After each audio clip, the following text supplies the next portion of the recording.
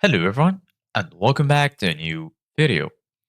In this video, I'm gonna show you guys how to send a lift for someone else. So if you guys want to learn how to do it, just follow the steps that I'm gonna show you.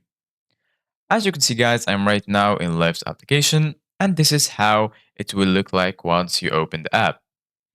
So right here, if you don't have your location enabled, you're gonna find a message saying update location services.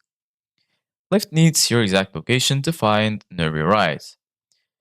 You can either choose turn on precise location or enter a pickup location. Basically, guys, if you want to send the list for someone else, you need to choose enter pickup location. And then right here, you're going to find two options.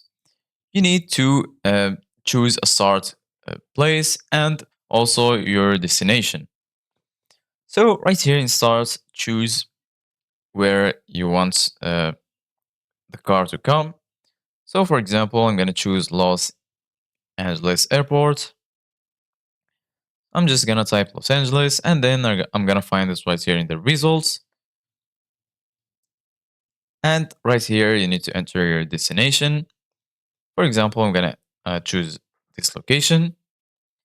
And then from here, there is some options if you want. For example, in the airport, you need to choose which terminal and so on. And then click on set pickup. And right now, you need to choose which vehicle you want. There is the left option, which is the cheapest one. There is also extra comfort. There is the Lyft XL, which has more car seats.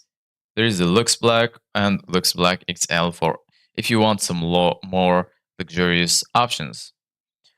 Once you select your Lyft, click on select and then click confirm and request. And now all you need to do, guys, is add a payment method to pay your ride. So this is it guys for today's video. Thank you guys for watching. See you guys in the next video.